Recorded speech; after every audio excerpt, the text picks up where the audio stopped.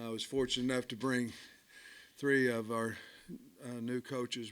Marcus Woodson came over with me, and he's done a great job since he's been here. We got him from Florida State. I'm sure you'll want to ask him questions here in a minute. And Dan, of course, Dan Enos is back, getting the band back together a little bit, and excited he's back here. And Darren Wilson was our newest hire, and you guys, I want you to have enough time here to talk to them because you'll enjoy each and every one of them. They're outstanding men, outstanding ball coaches, but I'm really honored that they chose the University of Arkansas to come coach with me.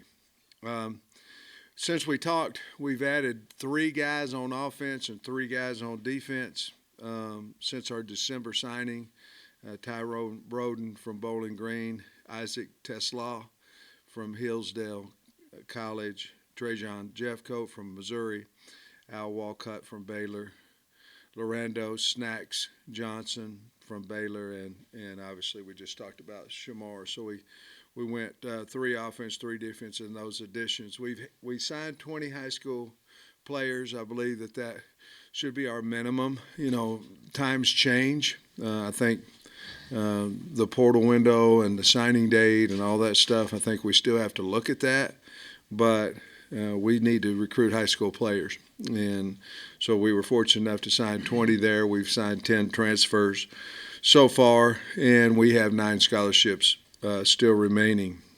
Of that group, we signed a total of 4 wideouts, 2 tight ends, 2 quarterbacks, a running back, and 4 O-linemen. And that makes us 13 on offense, 17 on defense with 5 D linemen, 4 linebackers, and 8 DBs. 12 high school kids are here. 8 of them are going to graduate in May and be here in June of those 20. 10 transfers, and they're all here. Portal-wise, to this point, we've gone 3 wide receivers, a running back, a linebacker, 2 DBs, and 2 D linemen. So I'm really excited about where we are. Change certainly can be looked at however you'd like, but I like to look at it as we try to change to get better, and I believe that's what we've done. So I'm open to any questions, and thank you for weathering the storm out there, the conditions.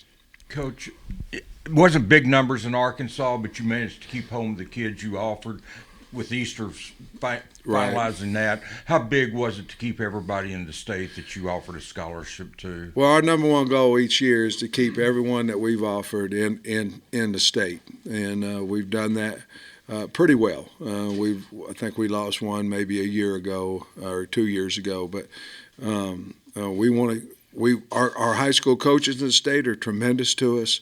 We want to be good to them as well. But guys, I just feel like the fourth quarter comes, and I think it means a lot to everybody. Maybe a little bit more to a guy that's been born and raised as a Hog fan, and we certainly have a lot in next year's class that we're looking at. It seems to be a pretty good class in the state, but it means everything to us, and there's a lot of people that help us. That's parents, that's public, that's coaches. I know the 9 scholarships left. I know there's still spring ball and everything, but right now, portal-wise, what would you say are the needs the most with those 9 right now? Well, as you know, there's 85 scholarships, and we're at 76. So once you get to 76, if you look at it, an NFL pattern, you know, they're at 53, and they seem to be able to get pretty good players out there. So I think right now would be the best players available. I'm talking about scholarship-wise. In other words, I'm not saying necessarily the necessity at the position. I'm talking about the number of people at the position. You know, we could use another bigger guy inside on D-line, just, again, because of numbers. Linebacker might need another because of numbers. Secondary, we've signed 8 to this point. We certainly would entertain, you know, others there. You know, I'd like to look at another guy who could snap the ball offensively. We've got to find maybe one more, you know, in losing the guys last year. A bunch of those guys could snap. You know, obviously Ricky played center, but Jones could snap, you know, and so We've got to continue to look at that on offense. I think we've got enough running backs, number of running backs, wide receivers. We may be full there as well, but we'd certainly take a dynamic one. Tight end, we might need an older tight end. I don't know number-wise, say that we do. And then quarterbacks, we've got enough quarterbacks at this point. So I think that's where we'd go. I don't know if I answer your question, but that's where we'd look at. I know you've had to have an offensive coordinator idea in your mind for a while with Kendall. So when did you make contact with Dan, and how do you think he's going to meld into what you're doing offensively, like currently? How's his philosophies meld into this? Well, I guess the first part of your question is as soon as I found out that there was interest for Coach to leave, maybe, I don't know, 10 minutes after that, maybe, or 5 or 3. And then, I've had respect for Dan Enos for a long, long time. I talked to Jamie last night. It's just different, When I was here the first time, he was my boss, and now I'm working with him in a different role. And I think you hire good people that are confident in themselves, but yet confident in guys they're working with too. I was very comfortable working with him, and I hope he feels the same about me. Offensively, I think he can answer a question better than me, but Dan has always, here, whether it be at Alabama, whether it be at Maryland, they've always ran an offense around their personnel and their talents, and all that starts at, in my opinion, the quarterback position. Dan obviously knew coming here what we have at quarterback, and we're going to use KJ's abilities to the fullest, and along with, Rocket and all the other guys. But I'm an offensive line coach for a reason. I like to run the ball, and Dan fit in that philosophy as well. But the bottom line is we got to just score more points than they do, and I really like since Dan's left Arkansas, he's been in multiple formations, multiple sets, multiple offensive philosophies that I think he can adjust and will around any of the personnel that we have. And you've gone pretty young on the defensive side with your coaches. Yeah. What do you think about the mesh between all the new guys? Have you seen and Marcus Woodson or no? Have you seen him? I mean, he go ahead. No, I'm messing with you, Marcus.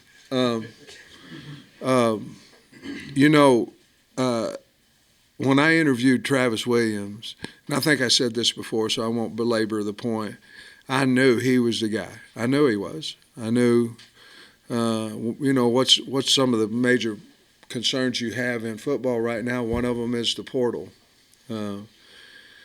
So, you're going to have kids going into the portal, and you're either going to beg an average player to stay, or you're going to say, okay, we're going to go out and have the capabilities upgrading our team and replacing him. That's one of the reasons that Travis, obviously a very aggressive defensive guy, but right now the portal makes you better, and I've always been this way, but even more so now, you better hire recruiters. And recruiters are usually good people. And so I did that with him, and then Marcus Woodson I thought he was the best defensive back coach in America, and I think what they did at Florida State proved that. But he's a better man, and they're recruiting machines now. I mean, I was trying to watch a basketball game, talk 4, 5, 6 guys last night, and then Darren Wilson is the same deal. I mean, comes from a family of a coach, a very well-respected coach, a respected recruiter in his daddy Frank. But he's different. He's a different guy. He's not his daddy. He has Louisiana ties. Excuse me, his uncle. I'm sorry. He's not his uncle, but he's got Louisiana ties. And we need to get involved in that state a little bit more, so that helped us there. And Marcus will explain kind of how that goes in the secondary, but I look forward to those two guys working together. Coach, go the kind of co-defensive coordinator route. Just how do you see those kind of roles being defined? Well, Travis Williams is defensive coordinator, and Marcus is the co. In other words, Marcus is going to handle everything in the back end. He's the man back there, and certainly he's going to have the help of Darren, but he's the secondary. He's the main secondary guy, and when they meet together, I'm assuming his voice will be heard quite a little bit. But Travis Williams is our coordinator, and Marcus certainly deserved the co-defensive coordinator title because of his experience and what he's going to bring to us. And to be honest with you, there's no way I could hire him just as a secondary coach because he's earned that right to be a coordinator. So then how do you see him and Coach Wilson kind of splitting up duties with the secondary? I don't know. You have to ask those guys. Really, I'm serious. You have to ask them because I'm going to let them split it up however they want to. Coach, what was the connection with Darren Wilson? I mean, Marcus Woodson, we can trace that obviously. Yeah. But with Wilson, looks like maybe he was not out of nowhere, but. Yeah, well, he was rising now. I mean, he was going from Florida to LSU to another university that offered him, same day we did, or maybe we was a half a step ahead of him, but in the SEC as well. But Marcus and Travis had done a lot of interviewing, Zoom interviewing, and when I got Darren on the phone, I knew he was the guy we needed to hire. That he came highly recommended through the Zoom interviews, and of course I knew some people that knew him, but that's how I became. We Zoomed a lot of guys, we interviewed a lot of guys, and we asked him to the prom first, and he said he'd come, so that was great. With Shamar, obviously he probably would have signed early if you hadn't had shake up at tight end coach and stuff. But I guess what was that process like because he did take a visit to South Carolina and kind of reeling him back in? Well, Coach Turner did a great job. I mean, he really did of building a relationship. And, I think Shamar wanted to come to Arkansas. You'd have to ask him, but I think he wanted to come to Arkansas for a long, long time. Anytime there's change, sometimes there becomes panic in it, Obviously, recruiters will tell you, well, you need to go visit here, you need to visit there. And if you trust those people, then you do, But certainly Arkansas stayed Arkansas, and Coach Turner just Coach Turner's got a way about him, Obviously, he's got a lot of guys that went to the NFL, so he had that. But as a person, knowledge, coach, he's really, really good. And I think Shamar thought that once he went and visited another school and he came back, I think he thought that he could benefit staying at home a little bit more. Hey, Sam, a couple of months ago during your last radio show at the Catfish Hole, you touched on something real briefly about in-person evaluation and how important that is to getting to know the players, being able to talk to their coaches, their neighbors, their friends. How different was that this year, maybe versus what you've gone through the last couple of years with the restrictions? I'm embarrassed to tell you a little bit about December because, December was fast and furious in a lot of ways. And to be honest with you, I saw everybody that's signed with us. I went into all their homes and all that kind of stuff. But it was kind of the fast and the furious because you had, we had the bowl that we're preparing for, and then I don't know if our coaches were able to do as good a job getting back. After I did, I was, Lord's blessed us with a jet, and and we can fly around and all those things. But I don't think you really know somebody until you get around them, until you get in their home, until you get in their school. I think it helps you when times are tough, understand where they come from and what their needs are and things of that nature. And I just don't know that we can have playoffs, bowls, portal, lose 2 or 3 coaches. And at that point, it was all two positions to coordinators and a coordinator to a head coach. They're all wonderful things. But how are you going to hire? And, the fans, they want you to hire a guy, before the other guy leaves, and I couldn't do that on defense because we were, out on the road trying to get to 23 homes in 5 days. And then the portal guys, the only time you can see them was Tuesday or Wednesday. Well, I'm in Georgia, and it's the only time. Well, if you don't come back or you don't send one of your coaches back, it's a mess. But we're going to ruin high school recruiting if we don't close that portal down before we sign high school kids. During that time where you were only able to do recruiting, say like via Zoom, do you think that contributed to misevaluations in recruiting? Yeah. Oh, yeah. Yeah. I mean, I think that, and then at the same time, you don't have camps. Well, you want to make them. You want not to make a mistake, and what's the highest percentage you could not make a mistake, and that is have them on campus and see them do the specific skill drills set that you want to see, and you might miss on character, you might, but you shouldn't miss on athletic ability. And during that time, and it was basically 2 years, you didn't see anybody work out. You didn't see them do any type of skill set. They might send you a film and you're lifting 400 pounds. Well, that means you're strong, but, can you maintain your feet? Can you get out of the way? What is it? Yes, I think so, and we should have less and less of that in the future of guys who it's not their fault, but it's our fault, who we might have, over-recruited. With all that said, you feel more comfortable about this year's class? I do. I really like this class. Now 8 of them's not here, but this class here, I'm talking about the high school kids, and I like the college guys too. But the high school kids, this is as good of a. I'm talking about work ethic, non-needy class, and it's only 12 now, so we'll have to ask me again when the other 8 get here. But just a group that wants to work. I really, really like this. They're a mature group of guys. Coach, I think you talked about Armstrong the last time, but your 2 other receivers you've added to Slaw and Broden, what do they bring to the table? And it's kind of an interesting group of guys coming from the FCS, D2, and the MAC. Is there any concern at all with them making the jump to the SEC?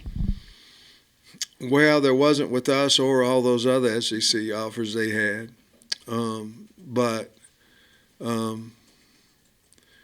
And I didn't mean that. I mean, there was a lot of people didn't, yes, sure there's a concern. I played at Pittsburgh State, If I went in the portal, I'd have stayed in the portal, but there's different guys that play D2 ball, you know what I mean? And, we brought in, the nose guard from Big Ridge, and he seemed to work out okay.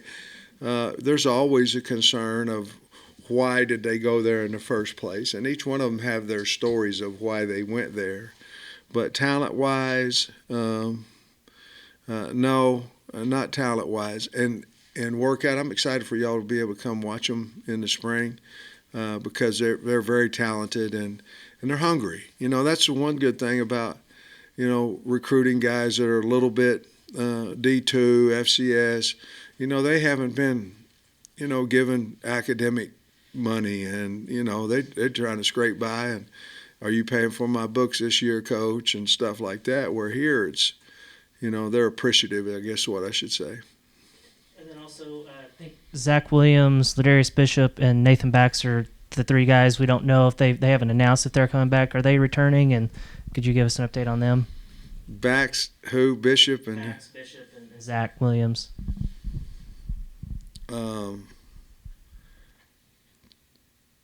They're working out really hard if they're not. I mean, I don't know how to say. I don't know if they had a big, banquet set for it or, I don't know, but they seem to be working out every day pretty hard. Maybe they're getting ready for the draft. I don't know. I'll let you ask them. I don't know. Thanks, Coach.